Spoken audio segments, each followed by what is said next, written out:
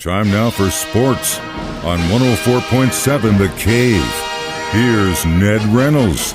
Mike the Intern, Ned Reynolds back in the studio on a Monday morning. So the NBA Finals, it's pretty much been in Denver's hands for the most part. The only thing, what the hell is Conor McGregor doing sending a mascot to the hospital? Now, I will say, though, that did look like it was somewhat staged, I guess, because he had the mascot had boxing gloves on, and it looked like this thing was set up.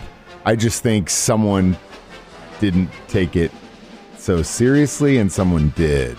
Well, no telling what might happen, but you don't end up in the hospital with something that was staged. Yeah, well, I know, but watching it just seemed like it was maybe set up that way, and he just laid that mascot out. Well, whatever. Conor McGregor did some damage to this guy. Oh, yeah. And he's about to get paid. And he can do that now. He can get away with that now. Will anything happen to him legally? No, because I think it was part of the act. But I don't think that the mascot was intended to be hit quite as hard as he was.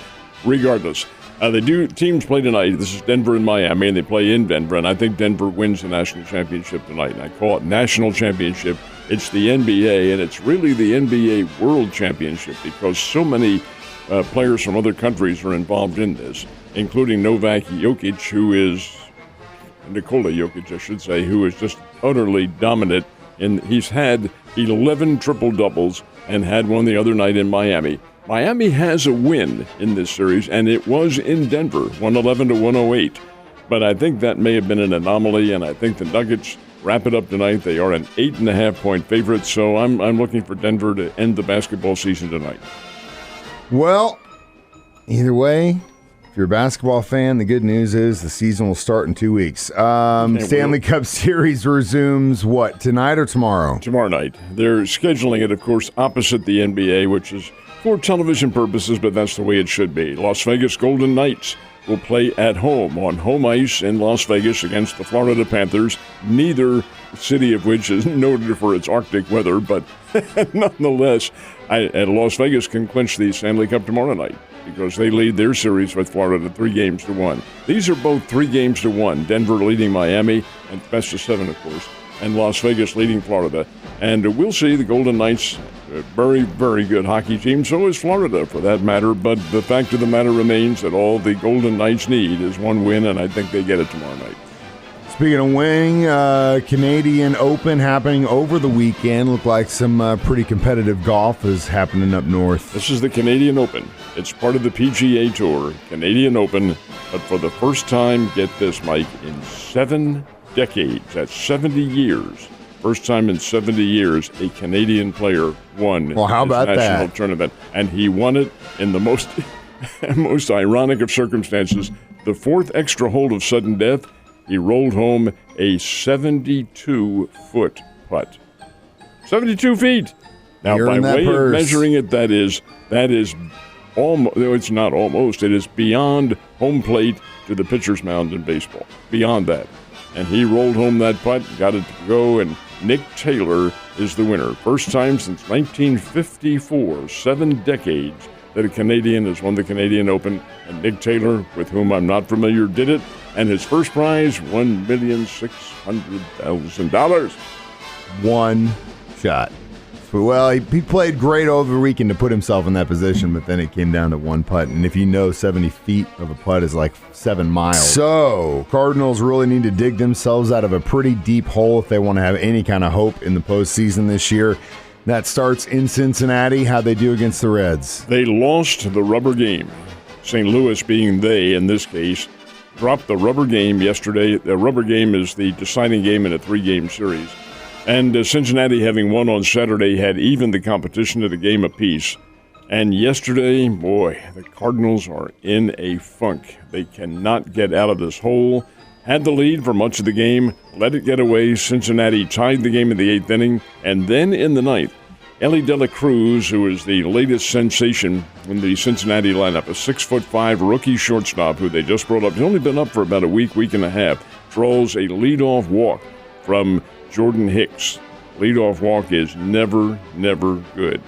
He goes to second on a passed ball, goes to third on an infield grounder, actually infield out, and scores what turns out to be the winning run in a 4-3 game on another infield grounder that did not get beyond the infielders. This is, boy, you're just in a slump when this happens. Cardinals couldn't answer. Had their chances actually in most of the ball game, but in the ninth they had 3 good solid batters up there, could not get that run home. Reds 4, Cardinals 3. Cardinals are 12 games under the 500 mark. 12 games under 500, folks, under even up. And I'm of the opinion, and I've said it on the show yesterday, Ned Talk, and on other occasions, that if something isn't decided in their favor by the end of this month, June, then they need to make some very critical decisions. We'll give them to the end of the month because magic things can happen. Cardinals host the Giants in a 3-game series starting tonight.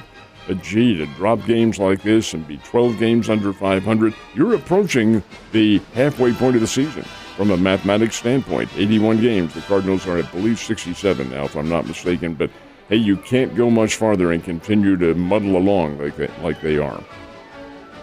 Probably going to be seeing some changes going into next season around the St. Louis Cardinals organization. We'll see what happens. All right, what about the Royals and the Springfield Cardinals? Any better?